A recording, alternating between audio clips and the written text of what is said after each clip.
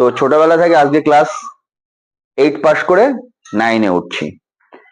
তো 8 অবধি যে পড়াশোনাগুলো আমাদের ছিল, যে পড়াশোনার সিস্টেম, সেই সিস্টেমটা কিন্তু সম্পূর্ণ আলাদা। যেমন দেখবি 8-এর ম্যাক্সিমাম বইগুলো বেশ কিছু গল্পে ভরা, যে গল্পগুলো আমাদের পড়লেও হতো আবার না পড়লেও হতো। সে যে বই বলিস না কেন, সেটা বিজ্ঞান বলিস, সেটা ইতিহাস বলিস, তাই না, ভূগোলেরও কিছু পার্ট, সবকিছু মিলিয়ে বলছি। তো সেগুলো একটু গল্প ভরা ছিল, বেশি বেশি কম পড়তে হতো, বইটা অনেক মোটা ছিল বা কিছু বই সরু ছিল, কিন্তু সব পড়তে হতো না, মেইন মেইন জিনিসগুলো আমাদের এখান থেকে পড়তে হতো, তাই তো। কিন্তু ক্লাস 9-এ তোরা যেটা দেখবি, এই 9-এ উঠছিস, 9টা একটা গুরুত্বপূর্ণ ক্লাস। কিরকম? সব সিস্টেম চেঞ্জ হবে। চেঞ্জ কেমন? তুই 9-এ বইগুলো পাবি সরু সরু, মানে বই তো সবই কিনতে হয়। মধ্যশিক্ষা পর্ষদে কি কি বই দেবে? বাংলা, ইংরাজি, অঙ্ক, তাই তো, তার গল্পের বইটা। তো যাই হোক, আর যত বই আছে সেগুলো আমাদেরকে স্কুল যেরকম লেখকের কিনতে বলবেন, সেই লেখকেরই কিনতে হবে এবং পড়তে হবে। আবার ক্লাস 10-এ উঠে অনেক স্যাররা কি করেন, স্কুলের যে লেখক বই দেন সেটা অনেকে পড়ান না, অনেকে তার সাজেস্টিভ বই পড়ান। সে যে বইটা পড়ান বা পড়ি অভ্যস্ত, যেটা ভালো লাগে সেটাই পড়ান। কিন্তু আমরা 9 উঠে স্কুলের সাজেস্টিভ বইটাই পড়বো, মানে সাজেস্ট যে করে সেই বইটাই পড়বো। বইটা চটি, বইটা অনেকটাই সরু, কিন্তু প্রত্যেকটা লাইনে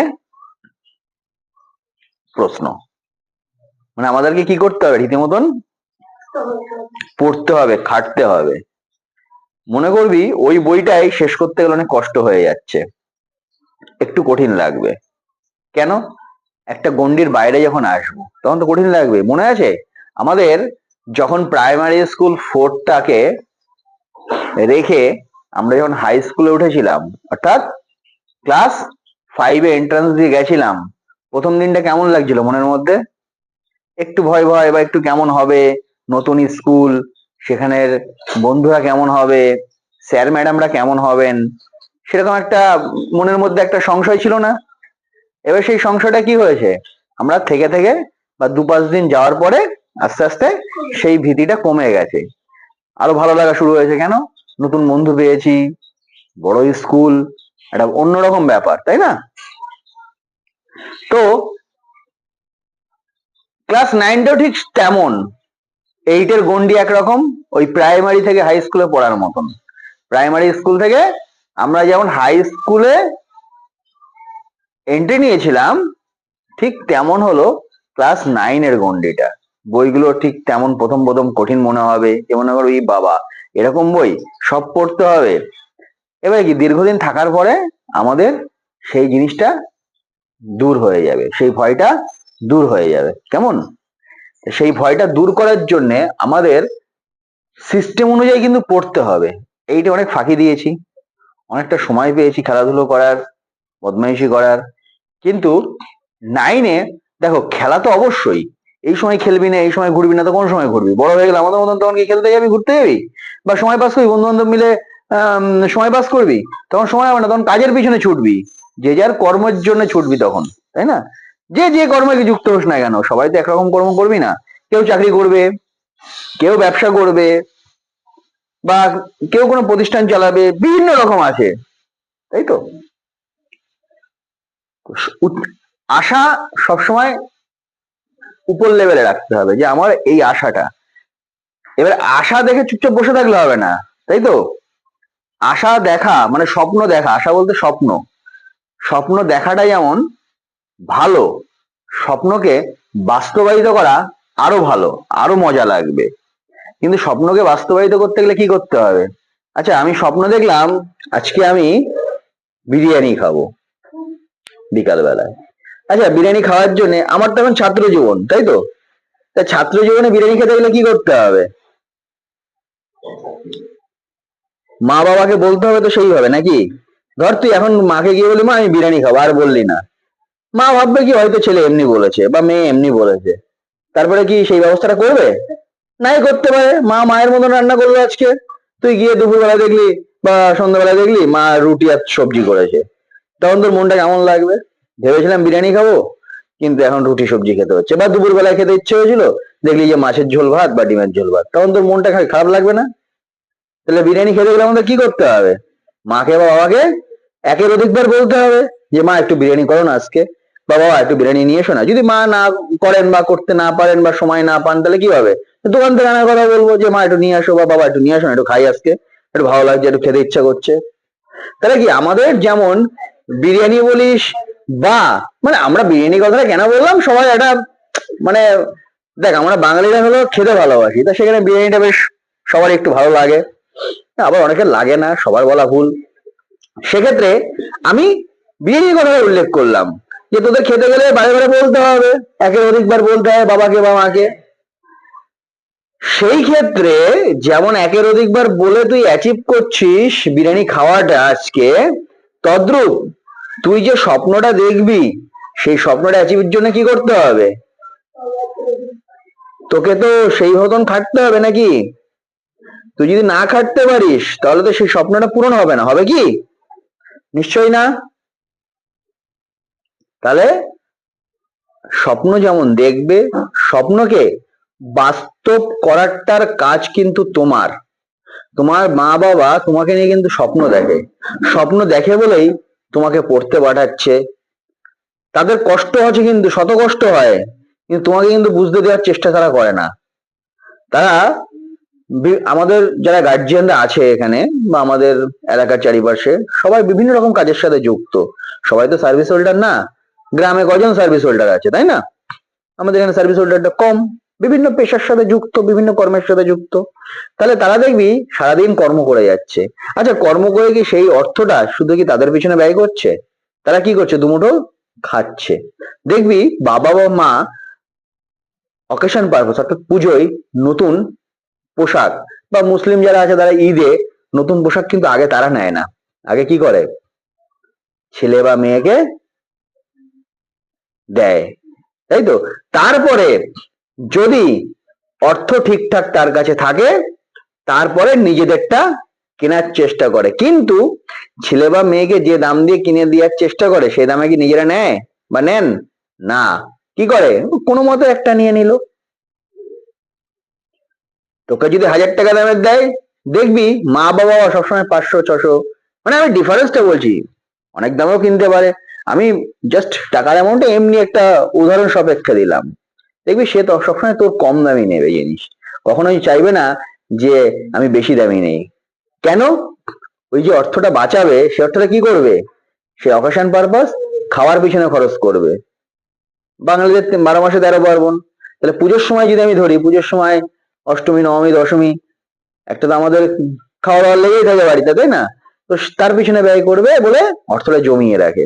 তাহলে মা বাবা কিন্তু স্বপ্ন দেখছে কার মধ্যে? তোদের মধ্যে। এই স্বপ্নটা বাস্তবায়িত কে করবে? মা বাবা না তুই? তোরা। দেখ, আমরা খেলবো, আমরা বদমাইশি করব, তাই না? কিন্তু তার পিছনেও আমাদেরকে ভালো হওয়ার চেষ্টা করতে হবে। দেখ, হয়তো তোরা যখন বদমাইশি করিস আমি মাঝে মধ্যে রেগে যাই, একটু বকা দেই, তাই না? কিন্তু এই কথাটা মনে পড়বে কবে জানিস? যে কাকা যদি বকা না দিয়ে একটু মার দিত, বা দাদা যদি একটু বকা না দিয়ে মার দিত, তাহলে ভালো হতো আজকে। আজকে হয়তো আমি আর একটু ভালো করতে পারতাম। একটা দিন আসবে আমরা যাদের কাছে শিক্ষা নিয়েছি, তো তারা আমাদেরকে সেইভাবে শিক্ষা দিয়েছে বলে আজকে হয়তো আমি তোদেরকে শিক্ষা দিতে পারছি, তাই না? তো যাই হোক, তোরা সর্বদা চেষ্টা করবি। দেখ, এখনো বলছি, ছাত্র জীবন আনন্দের জীবন। ছাত্র জীবন থেকে যেদিনকে বেরোবি সেদিনকে বাস্তবটা সামনে দেখবি তোরা, যে বাস্তবটা কত বড় কঠিন। যেদিন প্রথম ইনকামে যাবি, যে যে বিষয়ে ইনকাম করিস না কেন, দেখবি দিনটা খুব কঠিন। চাকরি করতে যাবি, ধর ভালো চাকরি পেলি, তাও তো দিনটা কঠিন। কেমন? নিয়মের মধ্যে থাকতে হবে তো। তুই চাকরি করছিস বলে তুই নিয়মের বাইরে যেতে পারবি না, পারবি কি? তোর কি ধর একটা অফিসে তুই যুক্ত হলি কোনো সার্ভিসে। তো সকাল ধর 10টা থেকে তোকে অফিসে যেতে হবে, তার জন্য কি করতে হবে? ভোরবেলায় ঘুম থেকে উঠতে হবে ফার্স্ট, বাজারের দায়িত্ব যদি থাকে বাজার করতে হতে পারে, বাড়ি আসতে হবে, বাড়ির যদি ছোটখাটো কোনো কাজ থাকে, যেমন আমাদের এখানে জল আনা থাকতে পারে, বা একটু ফুল গাছে জল দেওয়া, ফুল গাছগুলো ঠিক করা, বাড়ির সামনে কোনো ছোটখাটো সবজি লাগালি নিজেরা, সেটাকে যত্ন নেওয়া, করতে হতেই পারে। বা সেটা প্রতিদিন না করতে হতে, সপ্তাহে 2 দিন করতে হবে। স্নান করা, গিয়ে ট্রেন ধরা সময় মতন, সে সাইকেল নিয়ে যাস, মোটরসাইকেল নিয়ে যাস, বা অটোয় যাস, বা অন্য কোনো ট্রান্সপোর্টে যাস, তাকে সেখানে যেতে হবে। গিয়ে কর্মক্ষেত্রে সেই ট্রেনে বাদুড়ঝোলা হয়ে যেতে হবে। গিয়ে কি করতে হবে? সেই অফিসে দায়িত্ব পালন করতে হবে, মিনিমাম 8 ঘন্টা ডিউটি থাকে। তারপর আবার সেই ট্রেনে করে রাত্রে বাড়ি ফেরা, ফিরে কি বাড়ির যদি কোনো ছোটখাটো কাজ থাকে সেটা গুছিয়ে নিয়ে নিজে ফ্রেশ হয়ে তারপর আবার বাড়ির সাথে একটু সময়ের জন্য সময় দিয়ে ঘুমিয়ে পড়া। কি ভালো জীবন হবে তো তখন? তখন কি এরকম জীবন হবে, এই চল আজকে একটু পিকনিক করি, এই চল এখন একটা র্যাকেট খেলি শীতের সময়, এই চল একটু ফুটবল খেলি, এরকম দিন কিন্তু আর আসবে না। এই দিনটা ফিরে পাবি না। অবশ্যই খেলাধুলো করবি, খেলাধুলো ছাড়া এই বন্ধু বান্ধব যে মিশতে পারছিস, এই দিন আর ফিরে পাবি না। আজকে একসাথে বসেছিস, এই যে কবে দেখা হবে, যখন আমাদের মতন কর্মক্ষেত্রে যুক্ত হবি, বন্ধু বান্ধব আত্মীয় স্বজনের সাথে কবে দেখা হবে তোরা কিন্তু বলতে পারবি না। আত্মীয় বাড়ি চাইলেই যেতে পারবি না, বন্ধু বাড়ি চাইলেই যেতে পারবি, তখন পারবি না। ছুটি যখন হবে তখন হয়তো যাবি। তাহলে আমাদেরকে কি করতে হবে?